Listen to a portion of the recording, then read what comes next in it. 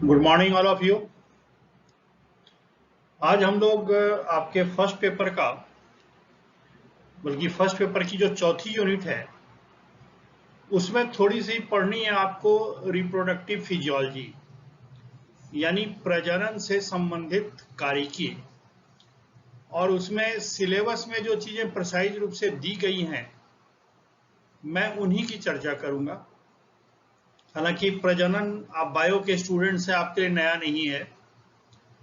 और दूसरी बात यह है कि आपने फर्स्ट ईयर में पढ़ रखा है। जब आप एम्ब्रियोलॉजी पढ़ रहे थे ना, तो उसमें आपने किस प्रकार से गैमिट का निर्माण होता है, उसमें ब्रेसन यानी टेस्टिस की क्या भूमिका होती है, ओवरी की क्या भूमिका होती है, ये सारी चीजें आपने पढ़ रखी हैं पहले। तो इसके बेसिक्स आपको पता है और इसलिए इस टॉपिक को समझाने में मुझे ज्यादा टाइम आपको लगेगा नहीं। यहां हमें जो फोकस करना है, जैसे कि इसका नाम आप देख रहे हो कि व्हाट इज रिटन हियर, ये है हार्मोनल कंट्रोल, है ना। क्या है? This is the hormonal control of testicular function, यानी कि जो वृषण है, नर जनन तंत्र में जो वृषण होता है उसकी जो कार्यकी होती है वो किस प्रकार से मानव हार्मोन्स के द्वारा या जो जनन सेक्स हार्मोन्स हैं उसके द्वारा वो कैसे संचालित होती हैं, कैसे रेगुलेट होती हैं, उसकी चर्चा हमें करनी है। और ये एक डायग्राम है जो मैं आपको आगे डिस्कस करूंगा। सो लेट अस सी फर्स्ट, हम बेसिक से शुरू करते हैं थोड़ा सा कि this is the diagrammatic representation with labelling of male reproductive system, यानी कि जो नर जनन तंत्र है हम उसके बारे में बात कर रहे हैं। तो चलिए हम शुरुआत यहां से करते हैं कि यहां पर आप देख रहे हो क्या, यहां पर टेस्टिस है। क्या है? टेस्टिस। टेस्टिस यानी कि वृषण। इस टेस्टिस के साथ क्या लगा हुआ है, यहां पर देखिए कि टेस्टिस के साथ साथ लगा हुआ है ये वाला पार्ट है एपिडिडाइमस। अब ये जो है ये डायग्राम सामने से फ्रंट साइड से है, जबकि ये साइड से डायग्राम है, तो साइड में भी आपको टेस्टिस यहां पर दिख रहा है। इसके ऊपर क्या है? एपिडिडाइमिस लगा हुआ है ना। तो टेस्टिस के अंदर जो होता है, बेसिकली जो टेस्टिस का काम ये है कि वो शुक्राणुओं का निर्माण करता है। इट प्रोड्यूसेस द स्पर्म्स, और वही शुक्राणु जो है वो वीर्य के रूप में स्रावित होते हैं। जब प्रजनन की क्रिया होती है तो प्रजनन के स्रावित नहीं होते बल्कि वीर्य के रूप में निकलते हैं जब प्रजनन की क्रिया होती है। ठीक है ना। तो इस टेस्टिस के साथ खासियत क्या है, खास तौर से जितने मैमल्स हैं ना उसमें आप ये देखोगे कि टेस्टिस इज एक्स्ट्रा एब्डोमिनल, मतलब वो जो हमारा उदर वाला भाग है, तो सारे अंतरांग तो अंदर होते हैं, ये टेस्टिस स्पेसिफिकली बाहर रहता है। ऐसा क्यों होता है?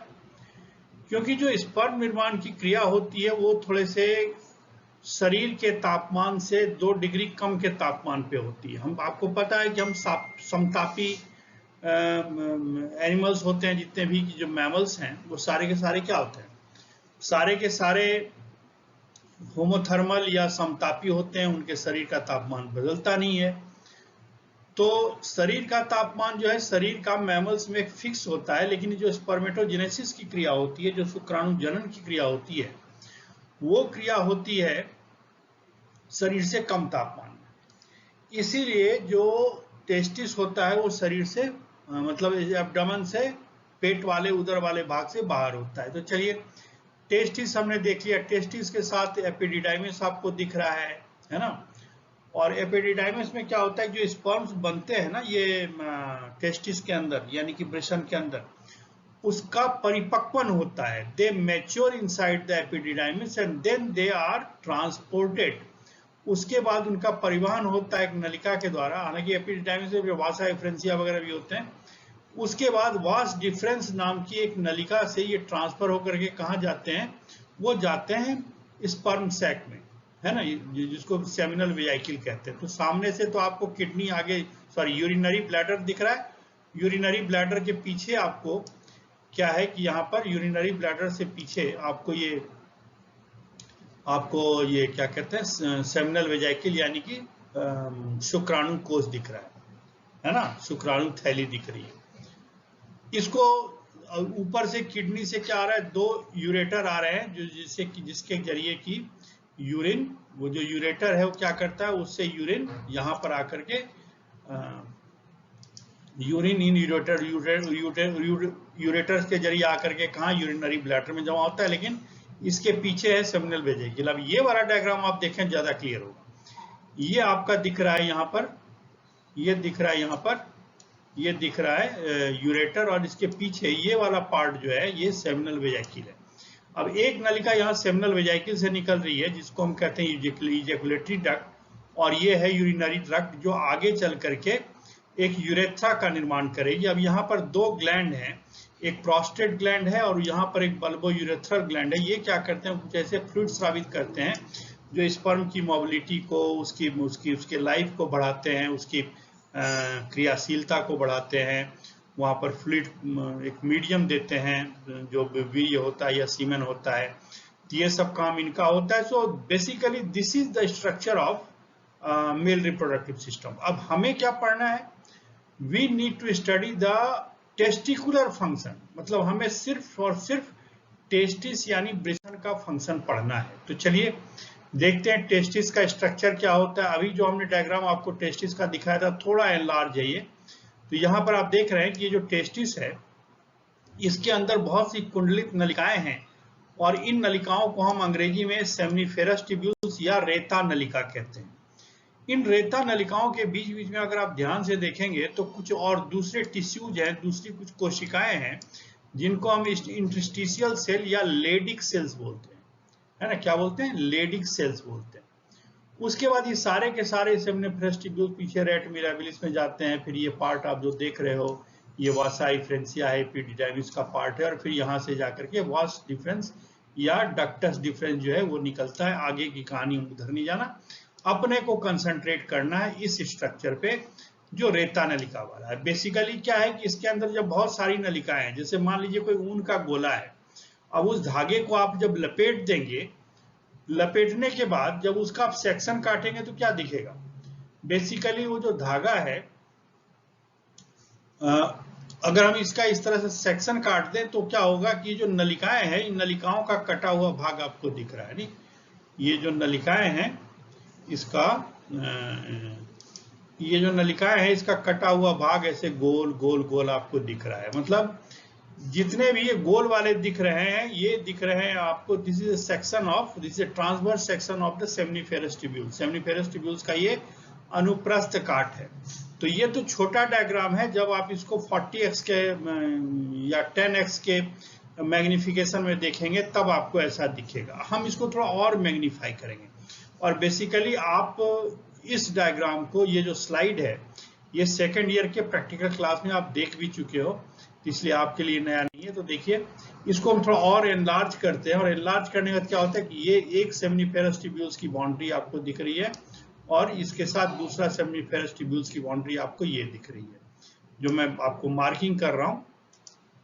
थोड़ा सा कलर मैं दूसरा ले लेता हूँ तो आपको और आसानी समझ आएगी। ये एक सेमनीफेरस ट्यूब्यूल्स की बाउंड्री है, और ये दूसरे सेमनीफेरस ट्यूब्यूल्स की बाउंड्री है। बीच में आपको ये क्या दिख रहा है, ये आपको दिख रहा है इंटरस्टिशियल सेल या लेडिक सेल्स। क्या होगा, इंटरस्टिशियल सेल या लेडिक सेल्स कहते हैं। ये एक्चुअली ये एंडोक्राइन सेल्स है।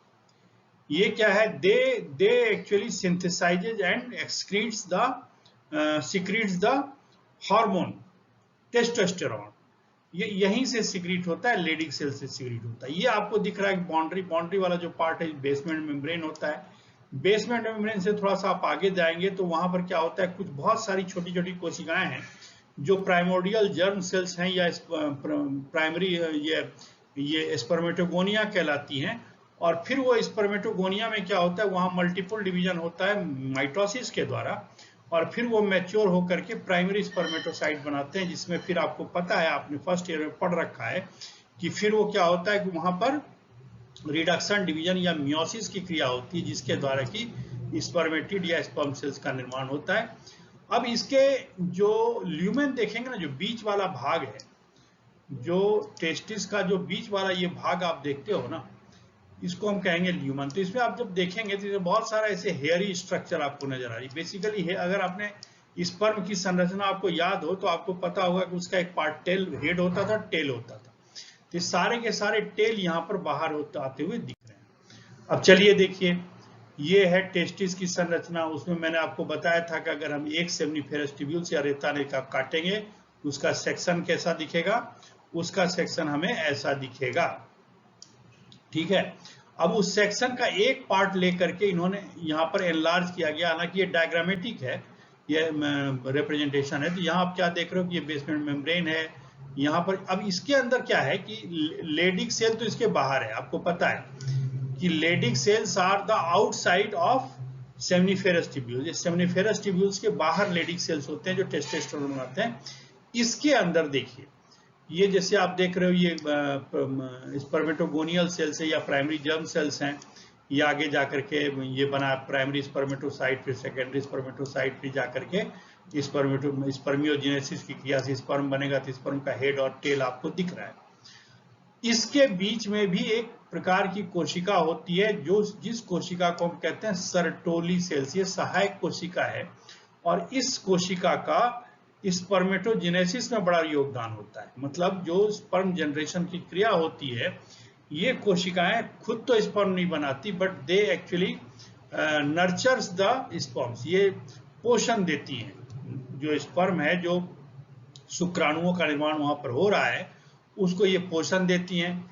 ये यहाँ पर इस स्लाइड में आप क्या देख रहे हो, ब्रेन टेस्टिकुलर एक्सिस। ये जो एक्सिस है, कि सबसे पहले हाइपोथैलेमस है, हाइपोथैलेमस के नीचे ये पिट्यूटरी वाला भाग है।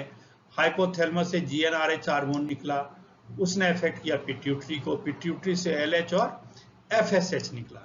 LH को हम क्या कहते हैं, ICSH भी कहते हैं। ठीक है, क्या कहते हैं, एक सेकंड, इसको हम कहते हैं ICSH। ICSH का फुल फॉर्म जो होता है वो होता है ICSH का जो फुल फॉर्म होता है, एक सेकंड बेटा, ये कहलाता है इंटरस्टिशियल सेल स्टिमुलेटिंग हार्मोन। क्या कहलाता है ये? Interstitial cell stimulating hormone. अब ये क्या होगा कि जो LH है वो काम करता है जाकर के कहां पर, ये काम करता है जाकर के लेडिक सेल्स पर, है ना। इंटरस्टिशियल, इसका नाम ये इंटरस्टिशियल है ना। क्या नाम था इसका? Interstitial cell stimulating hormone. जो LH है इसको हम इंटरस्टिशियल सेल, तो इंटरस्टिशियल सेल यानी कि लेडिक सेल्स पर काम करता है। लेडिक सेल पर जब LH जाके लगता है तो वहां से फिर क्या होता है, टेस्टोस्टेरोन का निर्माण होता है। टेस्टोस्टेरोन मेल हार्मोन है, ये आपको बताने की आवश्यकता नहीं है। टेस्टोस्टेरोन का एक काम तो ये होता है कि ये स्पर्मेटोजेनेसिस की क्रिया में मदद करता है, और दूसरा कि जितने भी सेकेंडरी सेक्सुअल कैरेक्टर्स होते हैं, जो द्वितीयक लैंगिक लक्षण होते हैं नर के, आपको पता है, आप हाई स्कूल से पढ़ते आ रहे हो, उन लक्षणों के विकास में टेस्टोस्टेरोन की भूमिका होती है। फिर दूसरा होता है FSH, जिसका नाम क्या है, ये फॉलिकल स्टिमुलेटिंग हार्मोन। ये जाकर के यहाँ पर लगा, क्या कहते हैं, ये टेस्टिस के अंदर जाएगा, इस सर्टोरी सेल्स जो है उसको स्टिमुलेट करेगा, और इस प्रकार से ये स्पर्मेटोजेनेसिस की क्रिया को बढ़ाएगा। ये एंटीजन बाइंडिंग प्रोटीन है जिस पर जाकर के ये लगता है FSH, उसके बाद ये काम करना शुरू करता है। तो चलिए आगे चलते हैं। तो the major cells responsible for testicular functions are two. दो कोशिकाएं होती हैं। एक तो जर्म सेल्स होता है जिसका नाम, जो स्पर्मेटोगोनिया या स्पर्मेटोजोरा का निर्माण करेगी, जो स्पर्म सेल बनाएंगी। आपको पता है कि प्राइमोडियल जर्म सेल्स होते हैं, फिर वो प्राइमरी स्पर्मेटोसाइट बनेगा, सेकेंडरी बनेगा, फिर ये तो जर्मिनल सेल्स है, जनन कोशिकाएं। जनन कोशिकाओं का काम तो सिर्फ स्पर्म बनाना है, लेकिन जो नियमन होता है, जो रेगुलेशन होता है, ये करने वाली कोशिकाएं दो दूसरी होती है। एक हमने बताया सर्टोली सेल्स, जो क्या होता है, रेता नलिकाओं के अंदर प्राइमोर्डियल जर्म सेल्स के बीच में होता है, और दूसरा इंटरस्टिशियल सेल्स या जिसको हम लेडिक सेल्स बोलते हैं, वो पाई जाती है रेता नलिकाओं के बीच में, जो इंटरस्टिशियल टिश्यूज होता है वहां। तो हम आपको पहले बता चुके कि जो लेडिक सेल्स है दे सीक्रेट द टेस्टोस्टेरोन, और दूसरे इसके अलावा दूसरे एस्ट्राडियोल या एंड्रोजन, कुछ जो दूसरे इस प्रकार के प्रोडक्ट्स होते हैं, हार्मोनल प्रोडक्ट्स होते हैं, स्टेरॉइडल होते हैं, इसका निर्माण करते हैं। और ये जो सर्टोली सेल्स है ये क्या करता है, ये जर्म सेल्स को रेगुलेट करता है स्पर्मेटोजोआ के निर्माण में। तो जर्म सेल्स को सपोर्ट करने वाली जो दो कोशिकाएं होती हैं वो सर्टोली सेल्स और लेडिक सेल्स। तो जो अभी हमने हाइपोथैलेमो, पिट्यूटरी और टेस्टिकुलर एक्सिस की बात करी थी 3 स्लाइड पहले। तो इसमें 3 टेयर होता है, सबसे ऊपर है हाइपोथैलेमस, दूसरे पादान पर पिट्यूटरी और सबसे निचले पादान पर टेस्टिस है। इसको हम कहते हैं हाइपोथैलेमो पिट्यूटरी टेस्टिकुलर हार्मोन। और बेसिकली एग्जाम में अगर आपको ऐसा नोट आ जाए लिखने के लिए तो आपको मेल रिप्रोडक्टिव सिस्टम या जो क्या कहते हैं टेस्टिस का अल्ट्रा स्ट्रक्चर, वो इसका स्ट्रक्चर बनाने की कोई आवश्यकता नहीं है। आप सिर्फ और सिर्फ मेनली आप यही डिस्कस करेंगे अगर आपको एग्जाम में आ जाए कि आप ब्रिसन के हार्मोनल नियमन, हार्मोन नियमन पर एक टिप्पणी लिखें या उसके बारे में एक लेख लिखें, तो आपको सिर्फ मेन यही चर्चा करनी है, हाइपोथैलेमो पिट्यूटरी टेस्टिकुलर हार्मोन एक्सिस की बात कर रही है। तो 3 टियर है। हाइपोथैलेमस क्या करता है, गोनेडोट्रोफिन रिलीजिंग हार्मोन। ये जीएनआरएच कहाँ जाएगा, ये जाएगा पिट्यूटरी पर, पिट्यूटरी के एंटीरियर पार्ट पे। हम आपको एंडोक्राइन सिस्टम में बहुत डिटेल में पढ़ा चुके हैं पिट्यूटरी और हाइपोथैलेमस का फंक्शन, तो आप एक बार उस को भी देख लीजिए। और फिर आपसे कह रहा हूं कि जितने भी आप बच्चे देख रहे हो सारे के सारे चैनल्स को सब्सक्राइब करो, डॉक्टर जीवी मिश्रा चैनल को। उसके बाद दूसरा है पिट्यूटरी ग्लैंड। पिट्यूटरी ग्लैंड से एक निकलता है ल्यूटिनाइजिंग हार्मोन LH और दूसरा FSH यानी कि फॉलिकल स्टिमुलेटिंग हार्मोन। LH जो है उसको क्या कहेंगे, अभी हमने बताया था इंटरस्टिशियल सेल स्टिमुलेटिंग हार्मोन। ये क्या करता है, ये लेडिक सेल को स्टिमुलेट करेगा जिसकी वजह से टेस्टोस्टेरोन बनेगा। और FSH जो है ये सर्टोली कोशिकाओं को जाकर के उद्दीपित करता है और इसके कारण जो सेमनीफेरस एपिथेलियम है, जो जर्मिनल एपिथेलियम है, जो जनन कोशिकाओं का की जो उपकला है, उसको ये उत्तेजित करते हैं, उद्दीपित करते हैं स्पर्म के निर्माण के लिए। तो टेस्टिस, अच्छा दूसरा कुछ हार्मोन ऐसे होते हैं जिससे ये कुछ इनहिबिटरी हार्मोन है। ये इनहिबिन हार्मोन क्या करता है कि ये सर्टोली सेल, एक्चुअली क्या होता है कि जब FSH की मात्रा जब ज्यादा हो जाती है ना, तो फिर वहां पर इनहिबिन हार्मोन एक सर्टोली सेल सीक्रेट करता है जो FSH के सीक्रेशन को रोकता है। ये निगेटिव फीडबैक है। उसी प्रकार से एक्टिविन है जो सर्टोली सेल से स्टिमुलेट होता है और ये FSH के यूनिट को क्या करता है, उसके ट्रांसक्रिप्शन में मदद करता है। तो सेम थिंग यहाँ पर ये देखिए, this is hypothalamus, this is pituitary. ये जो पीला वाला है ये एंटीरियर पार्ट ऑफ पिट्यूटरी है, पीछे वाला पोस्टीरियर है। दोनों जो हार्मोन निकलते हैं LH और FSH दोनों एंटीरियर पिट्यूटरी के पार्ट हैं। तो एक निकला एंटीरियर पिट्यूटरी से LH, लेडिक सेल्स पर जाकर के टेस्टोस्टेरोन बनाता है, दूसरा सर्टोली सेल्स पर काम करता है स्पर्मेटोजेनेसिस। और जो टेस्टोस्टेरोन है ये स्पर्मेटोजेनेसिस की क्रिया में मदद करता है। सबसे सिंपलेस्ट डायग्राम है, इसलिए मैंने आपको लगा यहाँ पर। अब ये लास्ट डायग्राम है, इसको हम समझेंगे, बल्कि मैं आपको समझा चुका बेसिकली, लेकिन ये थोड़ा सा एलेबोरेटेड है। तो आप ये देखिए कि ये जो आपको दिख रहा है जहां मैं इंडिकेट कर रहा हूं, दिस इज हाइपोथैलेमस, और ये जो मटर के दाने जैसा यहाँ जो नीचे दिख रहा है लटका हुआ, ये है पिट्यूटरी। तो यहाँ से GnRH पिट्यूटरी पे गया, GnRH ने पिट्यूटरी को एक्टिवेट किया, इससे क्या निकला, ये जो ग्रीन वाला जो एक पाथवे बना हुआ ये FSH का है और इधर वाला LH का है। LH जाकर के टेस्टोस्टेरोन बना रहा है लेडिक सेल्स पर। और ये टेस्टोस्टेरोन क्या कर रहा है कि एक तो ये देखिए टेस्टोस्टेरोन क्या करता है, एक तो ये स्पर्मेटोजेनेसिस की क्रिया को उद्दीपित करता है और दूसरा काम करता है सेकेंडरी सेक्सुअल कैरेक्टर, जैसे गले में ये जो आगे जो वॉइस बॉक्स है इसका मैच्योर होना, जिससे आवाज भारी हो जाना, यहाँ की हड्डी जो गले के आगे जो ये आगे निकला हुआ है, इस बोन को आगे बढ़ाना, उसके बाद हड्डियों की लंबाई बढ़ाना, है ना। उसके बाद आप देखिए कि मसल्स का निर्माण करना, दूसरे जो सेक्सुअल ऑर्गन्स हैं इसकी मैच्योरिटी करना, ये सारा का सारा जो सेकेंडरी सेक्सुअल कैरेक्टर है, शरीर पर हेयर्स आना, ये सारे टारगेट ऑर्गन्स हैं टेस्टोस्टेरोन के, जो एक्चुअली सेकेंडरी सेक्सुअल कैरेक्टर्स को यानी द्वितीयक लैंगिक गुणों को विकसित करने में मदद करते हैं। ठीक है।